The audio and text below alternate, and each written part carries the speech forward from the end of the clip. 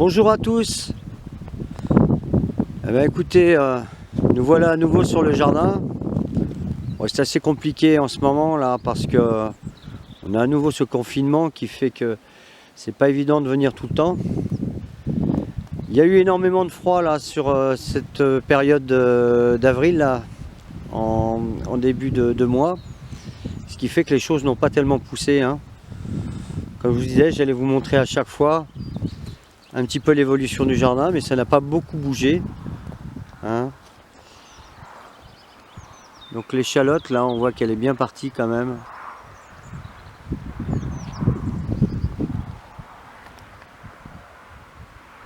L'oignon également. Voilà. Les salades, vous voyez, elles sont restées petites. En fait, il y a aussi un manque d'eau, hein. Il y a très peu de pluie, donc c'est un petit peu au ralenti tout ça. Là, un peu plus loin, je vais vous montrer également ce que j'avais semé là ces derniers temps. Je ne sais pas si vous vous rappelez, il y a 15 jours, j'avais planté les pommes de terre là.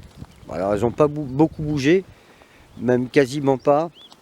Et c'est pas plus mal parce qu'avec les gels matinaux, elles auraient été rectifiées à chaque fois, hein.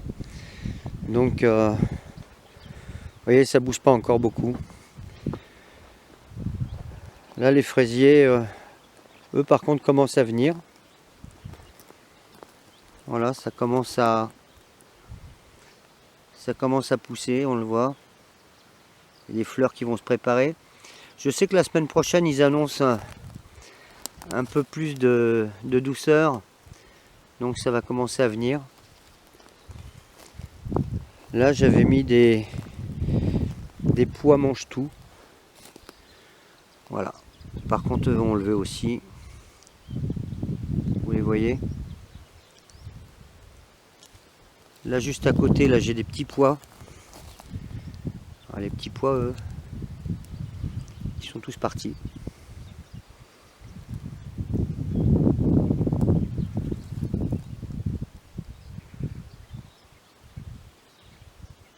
Alors, pour ceux qui ne connaissent pas mes vidéos, en fait, ce jardin est un jardin de plantes médicinales. Et j'ai décidé cette année donc de cultiver des légumes.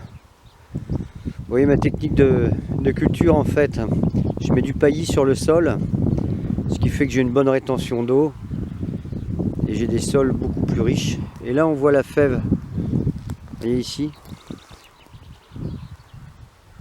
voilà, les fèves sont parties également. Mais aujourd'hui, en fait, je voulais vous montrer la culture en serre parce que j'ai une serre ici qui fait à peu près 150 mètres carrés. Vous la voyez là-bas complètement sur la gauche. On va aller faire un petit tour dedans parce que c'est là où on va planter en fait les tomates principalement, les aubergines, les poivrons, les melons, tout ce qui a besoin, et les concombres, tout ce qui a besoin d'un peu plus de chaleur. Donc on va aller faire un petit tour là-bas et je vais vous montrer. Donc voilà la serre, hein. Je vous présente un petit peu. Donc ça c'est toute l'irrigation, le système qu'on a monté. Vous voyez toute la charpente, tout ça c'est une serre de récupération qu'on a remontée entièrement. Voilà, vous voyez au départ il y a une maçonnerie avec le mur et tous ces panneaux ont été montés les uns après les autres. Voilà, c'est bien amusé à construire ça. Ça c'est le petit coin cuisine, frigo, les balances, la petite table de conviviale là pour faire les petits repas, le micro-ondes, la plancha. Vous voyez, on est bien équipé.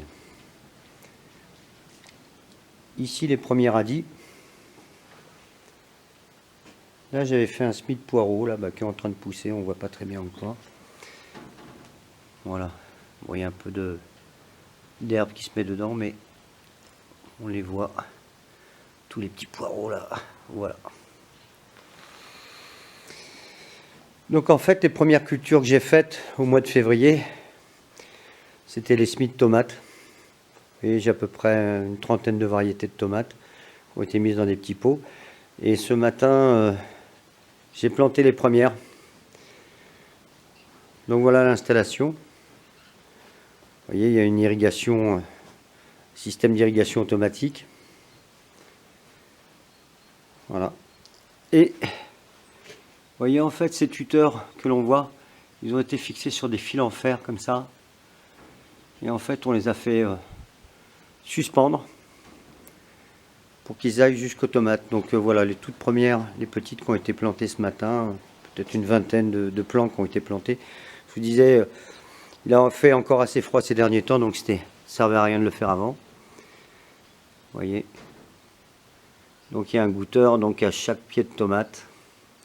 Donc il y a eu un apport. En fait, j'ai béquillé en fait. Béquiller, en fait, le terme, c'est simplement de faire un trou, faire un amendement, emmener du fumier au pied de la tomate. Parce qu'en fait, la tomate aime bien l'azote. Hein. Contrairement à certaines plantes qui ne toléraient pas en fait l'excès d'azote, la tomate, ça ne lui fait pas particulièrement peur. Donc voilà, je fais un bon trou, je mets du fumier, un peu d'ortie et je plante. Donc là, je les ai trempés ce matin. Et pendant une semaine, je ne vais pas les arroser.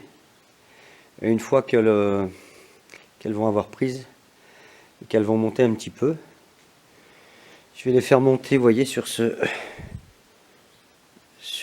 comment dire, ce tuteur. Et la tomate va s'enrouler jusqu'en haut. Voilà, comme ça.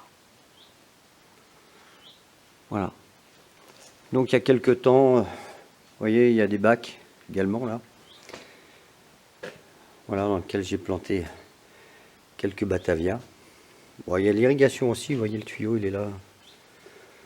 Il y a l'irrigation dessus.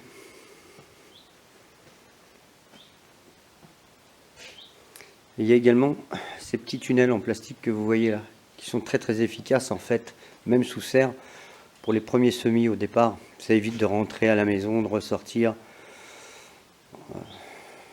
Là en fait, je peux faire des semis sous serre et sous tunnel, ce qui en fait favorise, garde la chaleur encore plus quoi. Et ça permet de faire des semis assez tôt dans la saison. Voilà les premières courgettes, vous voyez, qui ont été plantées il y a maintenant 15 jours, avec quelques batavias entre les deux là. Voilà, ça c'est de la courgette, courgette verte maraîchère. Là j'ai de la ronde de Nice. Un peu plus tard je mettrai d'autres variétés. Hein. Donc la courgette, le melon, la pastèque vont pousser ici, la tomate.